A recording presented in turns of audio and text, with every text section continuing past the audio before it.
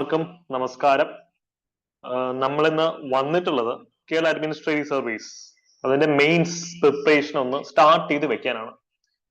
നമുക്കറിയാം മെയിൻസ് എന്ന് പറയുമ്പോൾ അതിൽ ഡിസ്ക്രിപ്റ്റീവ് പേപ്പേഴ്സ് ആണല്ലോ അല്ലെ, പേപ്പർ 1, പേപ്പർ 2, പേപ്പർ 3. ഈ പരീക്ഷയെ സംബന്ധിച്ച് എല്ലാവർക്കും ഉള്ള ഒരു ഫോബിയ എന്ന് പറയുന്നത് ഡിസ്ക്രിപ്റ്റീവ് പരീക്ഷ എങ്ങനെ എഴുതുന്നുള്ളതാണ്. ഒരു ഭയമാണ്. ഒബ്ജക്റ്റീവ് പരീക്ഷ പിന്നെയും കുഴപ്പമില്ല, നമുക്ക് എഴുതാൻ പറ്റും. ഡിസ്ക്രിപ്റ്റീവ് എക്സാം എങ്ങനെ എഴുതണം, അതിനെന്തെങ്കിലും എളുപ്പപ്പണി ഉണ്ടോ അതോ കഷ്ടപ്പാടാണോ, നമ്മൾ കൂട്ടിയെ കൂടുമോ എന്നൊക്കെ ആയിരിക്കും നിങ്ങളുടെ സംശയം. അതൊക്കെ നമുക്ക് റിസോൾവ് ചെയ്യാം. ആൻസർ റൈറ്റിംഗ് പോലെ ഇത്രയും ഈസി ആയിട്ടുള്ള വർക്ക് വേറെ ഇല്ല. ബിക്കോസ് ഇവിടെ ആൻസർ ചെയ്തൊക്കെ മാർക്ക് കിട്ടും. ഒബ്ജക്റ്റീവ് പരീക്ഷയിൽ നമ്മൾ ശരി ഉത്തരം എഴുതിയാലും ചിലപ്പോൾ PSC അത് ക്യാൻസൽ ചെയ്യും. പക്ഷെ ഡിസ്ക്രിപ്റ്റീവ് എക്സാമിൽ നമ്മൾ ആൻസർ എഴുതിയാൽ മാർക്ക് കിട്ടേ പറ്റുള്ളൂ. ഒരു നമ്മൾ ശരി ഉത്തരം ഏതെങ്കിലും ഒരു പോയിന്റ് എഴുതിയിട്ടുണ്ടെങ്കിൽ ഒരു അര മാർക്കിങ് തന്നേ പറ്റുള്ളൂ, നമുക്ക് മാർക്ക് തരാതിരിക്കാൻ ഒക്കത്തില്ല. അതാണ് ഡിസ്ക്രിപ്റ്റീവ് എക്സാമിന് ഒരു ബ്യൂട്ടി എന്ന് പറയുന്നത്. നിങ്ങൾ എന്റെ കൂടെ നിൽക്കുക. ഈ പരീക്ഷയെ സംബന്ധിക്കുന്ന അല്ലെങ്കിൽ എഴുത്ത് പരീക്ഷയെ സംബന്ധിക്കുന്ന നിങ്ങളുടെ സംശയങ്ങളും കൺഫ്യൂഷനും സ്ട്രെസ്സും ആങ്സൈറ്റിയും എല്ലാം നമുക്കങ്ങ് മാറ്റാം. അപ്പൊ എല്ലാവരും റെഡി ആണെങ്കിൽ നമുക്ക് നേരെ സെഷനിലേക്ക് കിടക്കാം. അപ്പം യൂട്യൂബിൽ ഈ വീഡിയോ കാണുന്ന ആൾക്കാർക്ക് ഇന്നത്തെ ക്ലാസ് നോട്ട്സ് എല്ലാം നമ്മുടെ ടെലിഗ്രാം ചാനലിൽ ഞാൻ കൊടുത്തിട്ടുണ്ട്. ടെലിഗ്രാം ചാനലിന്റെ ലിങ്ക് ഞാൻ കമന്റ് സെക്ഷനിൽ പിൻ ചെയ്ത് വെച്ചിട്ടുണ്ട്. നമ്മുടെ മെയിൻസ് ബാച്ച്, വളരെ അഫോർഡബിൾ ഫീസുള്ള മെയിൻസ് ബാച്ചിന്റെ കൂടുതൽ ഡീറ്റെയിൽസിന് വേണ്ടിയിട്ട് ഈ ഒരു നമ്പറിൽ കോൺടാക്ട് ചെയ്താൽ മതി.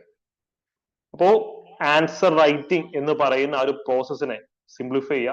ഇങ്ങനെ തന്നെ നമ്മുടെ ഈ ബാച്ചിൽ നമ്മൾ ആൻസർ റൈറ്റിംഗ് പ്രോഗ്രാംസ് റൺ ചെയ്യാൻ പോകുന്നത് ഈ ഒരു ഫിലോസഫിയുടെ പുറത്തായിരിക്കും. വളരെ എളുപ്പത്തിൽ തന്നെ അല്ലെങ്കിൽ മിനിമം എഫേർട്ടിൽ നമുക്ക് ഈ എക്സാം ക്രാക്ക് ചെയ്യാൻ പറ്റണം. ബിക്കോസ് അന്യഗ്രഹ ജീവികളുമായിട്ടല്ല നമ്മൾ അത് മത്സരിക്കുന്നത്, നിങ്ങളെ പോലെ തന്നെയുള്ള കാൻഡിഡേറ്റ്സുമായിട്ടാണ്. ആ ഒരു ബോധ്യം നിങ്ങളുടെ മനസ്സിൽ വേണം. കോൺഫിഡൻസ് മാത്രമാണ് നിങ്ങളെ റാങ്ക് ലിസ്റ്റിന് നടുക്ക് നിൽക്കുന്ന ഒരു ഫാക്ടർ. കോൺഫിഡൻസ് ബിൽഡ് ചെയ്യുക, മുന്നോട്ട് പോവുക. ഇവിടെ ആൻസർ റൈറ്റിംഗിന് ഏറ്റവും ബേസിക് ലെവൽ മുതൽ അഡ്വാൻസ് ലെവലിലുള്ള കാര്യങ്ങൾ നമ്മൾ ചർച്ച ചെയ്യാൻ പോകുന്നത്. ഇവിടെ സിലബസ് ബ്രേക്ക് ഡൗൺ നമുക്ക് പിന്നെ ചെയ്യാം. ഇപ്പൊ പേപ്പർ 1, പേപ്പർ 2, പേപ്പർ 3 ഏതൊക്കെ സബ്ജക്ട് ആണ്, എന്തൊക്കെ ബുക്കാണ്, അതൊക്കെ നമുക്ക് പിന്നെ വഴിയെ പഠിക്കാം. എല്ലാവർക്കും പേടിയുള്ള ഒരു പരിപാടി ആൻസർ റൈറ്റിംഗ് ആണല്ലോ. അതൊന്ന് റെക്ടിഫൈ ചെയ്തിട്ട് നമുക്ക് മറ്റൊരു ക്ലാസ്സിൽ ഡീറ്റെയിൽഡ് ആയിട്ടുള്ള സിലബസ് ബ്രേക്ക് ഡൗൺസും കാര്യങ്ങളൊക്കെ പ്ലാൻ ചെയ്യാം. ഓക്കെ, ഇവിടെ എല്ലാവർക്കും ഒരു സംശയം, കേരള അഡ്മിനിസ്ട്രേറ്റീവ് സർവീസിനകത്ത് മെയിൻസ് പരീക്ഷയിൽ, എഴുത്ത് പരീക്ഷയിൽ മാർക്ക് ഡിസ്ട്രിബ്യൂഷൻ എങ്ങനെയാ, എത്ര മാർക്കായിരിക്കും ഒരു ചോദ്യത്തിന് വരിക? ഇത് ഒരു ഡൈനാമിക് ചോദ്യമാണ്. ഞാൻ ഇപ്പം പറഞ്ഞു കഴിഞ്ഞാൽ ആ ഉത്തരം ചിലപ്പോൾ തെറ്റാം, ശരിയാവാം. കാര്യം PSC മാറിക്കൊണ്ടിരിക്കുക. കഴിഞ്ഞ കേരള അഡ്മിനിസ്ട്രേറ്റീവ് സർവീസ് പരീക്ഷയിൽ പ്രധാനമായിട്ടും 3 മാർക്ക് ക്വസ്റ്റിനും 5 മാർക്ക് ക്വസ്റ്റിനും എന്നുണ്ടായിരുന്നു. ചില ചോദ്യങ്ങൾക്ക് 3 മാർക്ക്, ചില ചോദ്യങ്ങൾക്ക് 5 മാർക്ക്. ഈ വർഷം 2 മാർക്കിന്റെ ചോദ്യം നമുക്ക് പ്രതീക്ഷിക്കാം, 7 മാർക്കിന് പ്രതീക്ഷിക്കാം. അതാണ് ഞാൻ പറഞ്ഞത്, PSCയുടെ പൾസ് പറഞ്ഞു പഠിക്കണം. PSC മാറിക്കൊണ്ടിരിക്കുക. അപ്പൊ നമ്മൾ പ്രാക്ടീസ് ചെയ്യുമ്പോൾ 3ന്റെ 5ന്റെ മാത്രം പ്രാക്ടീസ് ചെയ്തിട്ട് ഒരു കാര്യമില്ല. 2ന്റെ 7ന്റെ 10 മാർക്കിന്റെ വരെയുള്ള നമ്മൾ പ്രാക്ടീസ് ചെയ്യണം. ബിക്കോസ് അഡ്മിനിസ്ട്രേറ്റീവ് സർവീസ് എക്സാംസ് നമുക്ക് പുതിയതാണ്. പക്ഷെ കർണാടക, തമിഴ്നാട്, രാജസ്ഥാൻ, ആന്ധ്ര അല്ലെങ്കിൽ അതുപോലുള്ള പല സംസ്ഥാനങ്ങളും വർഷങ്ങളായി നടന്നുകൊണ്ടിരിക്കുന്ന എക്സാം ആണ്. അവിടെയൊക്കെ ഇത്തരത്തിലുള്ള ട്രെൻഡ് ഉണ്ട്. ചിലപ്പോൾ 7 മാർക്കിന് ചോദിക്കാം, ചിലപ്പോൾ 10 മാർക്ക് ചോദിച്ചേക്കാം, പറയാൻ പറ്റില്ല. അതുകൊണ്ട് നമ്മൾ പ്രിപ്പയർ ചെയ്യുമ്പോൾ എല്ലാ മാർക്ക് ഡിസ്ട്രിബ്യൂഷനും ഉതകുന്ന രീതിയിൽ പഠിക്കാം. ഇതിന് ടെക്നിക്സ് ഉണ്ട്. ആൻസർ റൈറ്റിംഗ് നമ്മൾ ചുമ്മാ കയറി എഴുതുമല്ല. നമ്മൾ പ്രിലിംസിന് എലിമിനേഷൻ ടെക്നിക്സ് എന്ന് പറയുന്ന പോലെ തന്നെ മെയിൻസിലേക്ക് വരുമ്പോൾ ആൻസർ റൈറ്റിംഗ് ടെക്നിക്സ് ഉണ്ട്. അതൊക്കെ നമുക്ക് ചർച്ച ചെയ്യാം. കുറച്ച് സാമ്പിൾ ക്വസ്റ്റ്യൻസ് ഇന്ന് തന്നെ ഡിസ്കസ് ചെയ്ത് പോവാം. ഇവിടെ എനിക്ക് നിങ്ങളുടെ തരാനുള്ള ഒരു ഉപദേശം അല്ലെങ്കിൽ എന്റെ ഒരു ബേസിക് എക്സ്പീരിയൻസ് എന്നുള്ള കാര്യം എന്ന് പറയുന്നത്, ഞാൻ കേരള അഡ്മിനിസ്ട്രേറ്റീവ് സർവീസ് എക്സാം എഴുതിയിരുന്നു. മെയിൻസ് എഴുതിയപ്പോ മനസ്സിലായ കാര്യം, നമ്മൾ മാർക്കിന്റെ പേരിൽ ആൻസർ എഴുതാൻ നിൽക്കില്ല. ഇവിടുത്തെ ഏറ്റവും വലിയ ഒരു ഇത് മണ്ടത്തരമാണോ അതോ മനഃപൂർവ്വം PSC ആണോ നമുക്ക് അറിയത്തില്ല. എന്നാലും പറയുന്നൊരു കാര്യം, ചില 5 മാർക്കർ ക്വസ്റ്റിന് അര പുറകെ കാണുള്ളൂ, ഒരു 4 5 വരി വരും, അതിനകത്ത് എഴുതിക്കണം. ചില 5 മാർക്കർ ക്വസ്റ്റിനുകൾ ഞെട്ടിപ്പോയി, 2 പുറവുണ്ട്, ഒരു 200 250 വാക്കുകൾ എഴുതാനുള്ളതുണ്ട്, ഒരു 2 ഫുൾ പേജ് ഒക്കെ ഉണ്ടായിരുന്നു. അപ്പോൾ ഇത് ഇനിയും സംഭവിക്കാം. ചിലപ്പോൾ ചില 3 മാർക്ക് 3 മാർക്ക് ക്വസ്റ്റിന് ചിലപ്പോൾ അര പുറകെ കാണുള്ളൂ. ഇതൊരു ക്വസ്റ്റ്യൻ പേപ്പർ ആണെങ്കിൽ ഈ 3 മാർക്ക് ക്വസ്റ്റ്യൻ ഇത്രേ 4 5 വരി കാണുള്ളൂ. ചില 3 മാർക്ക് ക്വസ്റ്റ്യൻ ഒരു ഫുൾ പേജ് കാണും. അതുകൊണ്ട് തന്നെ it's better to focus on the space. എത്ര മാർക്കിന് എഴുതണം എന്നുള്ളതല്ല, എത്ര സ്പേസിൽ എഴുതണം എന്നുള്ളതായിരിക്കും നമ്മൾ മനസ്സിലിരിക്കുന്നത്. 3 മാർക്കിന് ഒരു 6 പോയിന്റ് എഴുതാം എന്നുള്ള പ്ലാനിൽ പോവരുത്. ചിലപ്പം 6 വരി എഴുതേണ്ടി വരും, ചിലപ്പം 12 പോയിന്റ് എഴുതേണ്ടി വരും. അതുകൊണ്ട് തന്നെ ആ ഒരു മെന്റാലിറ്റിയിൽ തലച്ചോറ് ട്യൂൺ ചെയ്തിട്ട് പോവാം. 5 മാർക്കർ ചോദ്യത്തിന് ഒരു 10 പോയിന്റ് എഴുതാം, അല്ലെങ്കിൽ 5 പോയിന്റ് എഴുതാം, അങ്ങനെ പ്ലാൻ ചെയ്തിട്ട് പോകണം. അവിടെ ക്വസ്റ്റ്യൻ പേപ്പർ കൈ കിട്ടുമ്പോൾ സ്പേസിന്റെ ലിമിറ്റ് വെച്ച് നമ്മൾ എഴുതാം, അല്ലെ? ഇവിടെ വേർഡ് ലിമിറ്റ് എന്നൊരു കോൺസെപ്റ്റ് ഇല്ല. ഫിക്സഡ് ആൻസർ ഷീറ്റാണ്. ഒരു ചോദ്യം ഇതാണെങ്കിൽ അതിന് ആൻസർ എഴുതാൻ ഒരു 5-6 വരി വരും, അല്ലെങ്കിൽ 10-25 വരി, ആ വരിക്കുള്ളിൽ നിർത്തണം. അപ്പൊ നമ്മൾ വളരെ ഡീസെന്റ് ആയിട്ട് ആൾക്കാർക്ക് വായിച്ചാൽ മനസ്സിലാവുന്ന അത്ര വലുപ്പത്തിൽ തന്നെ എഴുതണം. അപ്പൊ അതിനുള്ളിൽ ഇരിക്കുന്ന വേർഡ്സ്, അല്ല നിങ്ങൾ വേർഡ്സ് കൗണ്ട് ചെയ്ത് സമയം കളയണ്ട, മാർക്കിനെ പറ്റി ബേജാറാവണ്ട, ഈ സ്പേസ് ഒക്കുപ്പൈ ചെയ്യുന്ന രീതിയിലുള്ള നല്ല ആൻസർ എഴുതുക എന്നുള്ളതായിരിക്കണം നമ്മുടെ സ്ട്രാറ്റജി. ദ സ്ട്രീം 2 and 3 അവരുടെ അടുത്താണെങ്കിൽ പ്രത്യേകം പറയുള്ളൂ, ഇതൊരു ഗോൾഡൻ ഓപ്പർച്യൂണിറ്റിയാണ്. ഇതുപോലൊരു അവസരം ഇനി എന്ന് വരാനാണ്. ഒന്ന് മനസ്സിരുത്തുകയാണെന്നുണ്ടെങ്കിൽ ബാക്കിയുള്ളവർക്ക് പേടിച്ചിരിക്കുക, ഈ ആൻസർ ആയിരിക്കും നമ്മളെ കൊണ്ട് ഒക്കത്തിൽ എന്നുള്ള രീതിയിൽ ബാക്കിയുള്ളവരൊക്കെ പേടിച്ചിരിക്കുകയാണ്. പക്ഷേ നമുക്ക് വലിയ അവസരമാണുള്ളത്. സ്ട്രീം 1 കോമ്പറ്റീഷൻ കൂടുതലാണ്, ഞാൻ അംഗീകരിക്കുന്നു. പക്ഷേ കൃത്യമായിട്ടുള്ള പാറ്റേണിൽ പഠിക്കുന്ന കുട്ടികൾ വളരെ കുറവാണ്. അപ്പൊ കൃത്യമായിട്ടുള്ള പാറ്റേണിൽ പഠിക്കുകയാണെങ്കിൽ നല്ല ഏറ്റവും സീരിയസ് സ്ട്രീം 1-ലാണല്ലോ, നല്ല രീതിയിൽ നമുക്ക് റാങ്ക് ലിസ്റ്റിലേക്ക് കയറാൻ സാധിക്കും. അപ്പൊ ആ ഒരു കോൺഫിഡൻസ് നമ്മൾ മുമ്പോട്ട് പോകാൻ. അപ്പൊ മാർക്ക് ഡിസ്ട്രിബ്യൂഷന്റെ കാര്യത്തിലും സ്പേസിങ്ങിന്റെ കാര്യത്തിലുള്ള നിങ്ങളുടെ സംശയം തീർന്നു എന്ന് ഞാൻ പ്രതീക്ഷിക്കുന്നു. എനിക്ക് എത്രയും പെട്ടെന്ന് ആൻസർ റൈറ്റിംഗ് ടെക്നിക്കിലേക്ക് കടക്കണം. അപ്പൊ അതിന് മുമ്പായിട്ട് കുറച്ച് കാര്യങ്ങൾ ഞാൻ നിങ്ങളൊന്ന് പറഞ്ഞോട്ടെ. സോറി, ഇവിടെ ഏത് ഭാഷയിൽ എഴുതണം എന്നുള്ള കൺഫ്യൂഷൻ പല ആൾക്കാർക്കും ഉണ്ട്. ഇവിടെ നിങ്ങൾ മനസ്സിലാക്കുക, നമ്മളിത് ഒരു എസ്സേ അല്ല എഴുതുന്നത്, പലപ്പോഴും ബുള്ളറ്റ് പോയിന്റ്സ് മാത്രമായിരിക്കും എഴുതുന്നത്. ഇംഗ്ലീഷിൽ എഴുതാൻ ശ്രമിക്കുക. കഴിഞ്ഞ വർഷവും മലയാളം മോശമാണെന്നൊന്നും, ഞാൻ മലയാളം സാഹിത്യം ഒരു കാലത്ത് പഠിപ്പിച്ചുകൊണ്ടിരുന്ന അധ്യാപകനായിരുന്നു. മലയാളം എനിക്ക് അത്ര പ്രിയപ്പെട്ട ഭാഷയാണ്. പക്ഷേ റാങ്ക് ലിസ്റ്റിലേക്ക് എത്തണമെങ്കിൽ, ഡിഗ്രി ലെവൽ എക്സാംസ് റാങ്ക് ലിസ്റ്റിലേക്ക് എത്തണമെങ്കിൽ ഇംഗ്ലീഷിൽ തന്നെ നമ്മൾ പരിശീലിക്കണം. അത് കാര്യം ഒരു ഫിക്സഡ് അല്ലെങ്കിൽ ഒരു 6 വരിയിൽ നമുക്ക് മലയാളത്തിൽ ഉത്തരം എഴുതി ഫലിപ്പിക്കുന്നതിനേക്കാൾ എഫക്റ്റീവായി ഇംഗ്ലീഷിൽ ഉത്തരം എഴുതി ഫലിപ്പിക്കാൻ പറ്റും, എളുപ്പത്തിൽ ഉത്തരം എഴുതി ഫലിപ്പിക്കാൻ പറ്റും. ഇപ്പൊ ഫെഡറൽ സ്റ്റേറ്റ് അല്ലെ, ഇതിന്റെ മലയാളം എന്താ?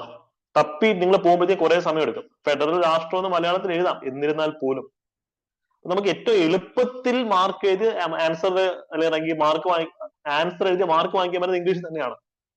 അതുപോലെ ഇംഗ്ലീഷ് കംഫർട്ടബിൾ ആയിട്ടുള്ള ആൾക്കാർ ദയവായി ഇംഗ്ലീഷ് തന്നെ എഴുതാം. ഇംഗ്ലീഷിന്റെ അടുത്തുള്ള ഫോബിയ മാറ്റി വെക്കുക. കാര്യം മലയാളത്തിനേക്കാൾ എളുപ്പമാണ് ഇംഗ്ലീഷിൽ ആൻസർ എഴുതാൻ. പ്രാക്ടീസ് ചെയ്താൽ മാത്രം മതി. നിങ്ങളുടെ കൂടെ ഞങ്ങളുണ്ട്, പ്രാക്ടീസ് ചെയ്താൽ മാത്രം മതി, നമുക്കത് പോസിബിൾ ആയിരിക്കും. തീരെ ഒക്കുന്നില്ല എന്നുണ്ടെങ്കിൽ നിങ്ങൾ മലയാളത്തിന്റെ ആൻസേഴ്സ് എഴുതി അയച്ചു തരാം, ഞങ്ങൾ കറക്റ്റ് ചെയ്ത് തരാം. മലയാളത്തിൽ ആൻസർ എഴുതി എന്ന് പറഞ്ഞ് മാർക്ക് നഷ്ടമാവുന്നില്ല.